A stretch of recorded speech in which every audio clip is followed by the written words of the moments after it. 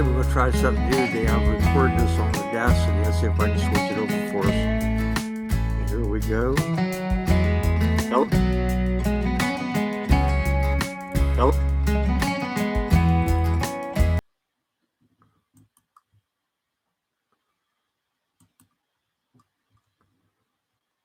Hello, Cowboy Ron here again. Glad to be back with you with Happy Trails of the West, presented by Rodeo Country, 90.1 Snowflake, Arizona, the sunshine of the American West. Today we're going to be doing about number 13 or 14th series, as we've done before. And by now, you know, the American West means a lot to me. I'm Eastern, who migrated out west about 10 years ago. And I'm often asked, as I'm talking about the West, people know that's my interest. And I love the West 24/7. People of the West, whether it be the new singers like Roy Rogers, Gene Autry, or the mountain men, Daniel Boone, the West built a character and shaped the men. I don't think the character was done by the West necessarily. I think that was done by their boyhood training and experiences in life, but I think it molded them. And they came across the country, in my judgment, with three ideas in their mind. They loved their country, they believed in God, and they believed that out west that a man and woman could become the person that he or she would want to be. And one such character was a 14-year-old boy who left East Missouri and went west. A boy that was treated harshly by his father, beaten sometimes for not getting the chores done on time. One time he was beaten so hard that he had to stay in bed on his back for a week. Another one of his problems was that in school he'd be thinking about hunting. In fact, he would take a rifle without permission and go away for 2 or 3 days at a time and sleep out in the woods. And he learned the game, the lay of the land, and really how to live off the land. Eventually, he couldn't take it anymore, and he headed west, left with in his pocket. Made it a couple days down the road. A lady took him in, gave him a few dollars, and he made it to Kansas City. Also, I think to take the time to mention the movies. I know you're going to ask me about that. In the book where I got a lot of information. Well, Steve McQueen did a really nice movie, I think one of his last westerns, called Tom Horn. And much of it was true. And the man really did get hung, and how they show you the special doors made. Also, David Carradine did a TV series about Tom Horn with Richard Widmark, and that was pretty accurate. But as I was going, also a lot of information comes from the life of Tom Horn, written by himself or written by Tom Horn, Government Scout Interpret. It's a good book. It's a nice read. You'll enjoy it. And it was written while he was sitting in prison waiting to meet his mate. Now, I mentioned he got as far as Kansas City. Then he made it to Newton. He stayed in Kansas City for 2 days. Before that, Newton. Then he got a job on the Santa Fe Railroad. Got $21, 26 days of work. And that was a lot of money for Tom. By now, Tom had become a skilled roper.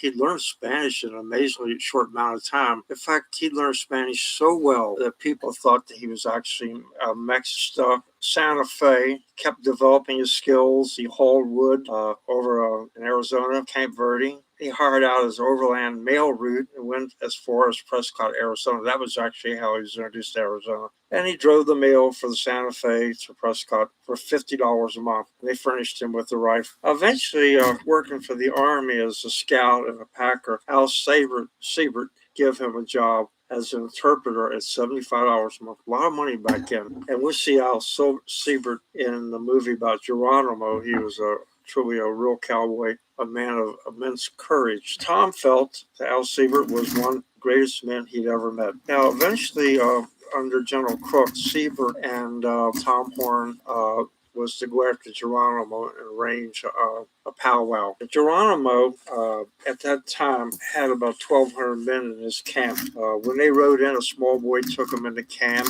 and looked after the horses. Women brought the wood and built a fire. And so much fighting and killing those days, but still common courtesy still existed. Maybe that's how the West differs from today.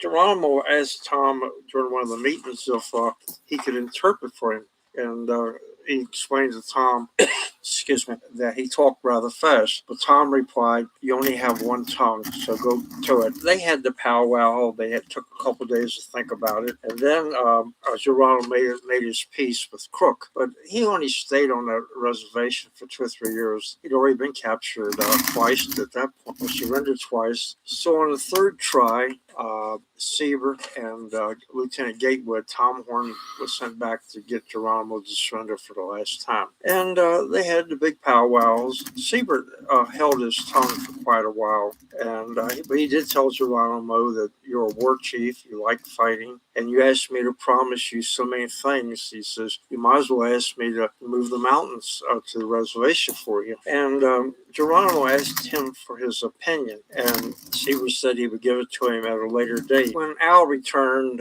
they sat back down after explaining a few things to each other. He just gave it to the old chief the way it was. He says, takes you 10 years to raise a 10-year-old child become a warrior. He says the United States government can have as many warriors as they need overnight. He says also the army can now go into Mexico and they will chase you to the ends of the earth. And he says you're growing smaller every day. So Geronimo did surrender this time again and went back to San Carlos Reservation. He surrendered the final time at Fort Bowie. That's also down in Arizona off of I-10. And he was shipped back east, Holbrook, Arizona, never to return to his land. Tom had become a good horse trader, and he recognized the bargain when he seen one. At the San Carlos Reservation, Tom bought 8 horses between $12 to $20 and a saddle bridle and a bridle, which he gave to his Indian brother. He respected, loved Indians very much. So after this, left the army. He did many things. Among others, he was a detective for the Pinkerton Detective Agency, although they pretty well got rid of him because they thought they might create a lot of bad publicity. He went up, he panned for gold. He did a little bit of everything. And he went on up northwest into Wyoming, where he became a cattle detective. And there was a lot going on up here that the ranchers wanted to clear. Law enforcement wouldn't do it. People would... you could maverick a cow, but not a whole herd of them. What a mavericking a cow was, you found a cow, if it didn't have a brand on it, you could put your brand, it was yours. But it was getting to the point where they wanted to bring a stop to it. And Tom charged $500 for each man they killed. Now, the ranchers wanted him to try and scoot them out, but if violence was necessary, so be it. And he charged $500 a person for each person he killed. And he was quoted one time as saying that killing was especially, he cornered the market on it. That's a heck of a thing to brag about. But allegedly, he made one mistake. He shot a young boy in the back. And if he did it, I truly believe it was a mistaken identity. It was his father he was looking for. He was before he was brought to trial, they tricked him into talking about it. He made a loose statement. The recorder was taking notes from behind a shade or something. And he said, if I killed that boy, it'd be the worst thing I ever done. But that was enough of information to get a conviction on him. He tried to escape one time. It was appealed all the way to the governor's office, but they wouldn't hear of it. He was sentenced to die, or to hang. And the boy that he killed, allegedly killed, was Willie Nichols, and he's buried in the Boulder Cemetery in Colorado of 12 children. But nothing could save him. He wrote this book that I told you about in jail. And the movie, I think both of them, but the one definitely with Steve McQueen, showed how people really didn't want to hang him exactly. So they devised a hangman's trap where he would walk out on the door, then water would start going into a bucket. And once enough of water filled up that bucket, it would trip the door and he dropped to his death. Now, he proclaimed his innocence, and I believe that he was innocent. At least the worst it should have been was manslaughter, but at least in his mind, I thought he was innocent. And he's certainly part of the legend of the West, part of the real parts of the West, parts that keep us coming back and back for more. Well, that finishes it for today. Another series of Happy Trails to the West.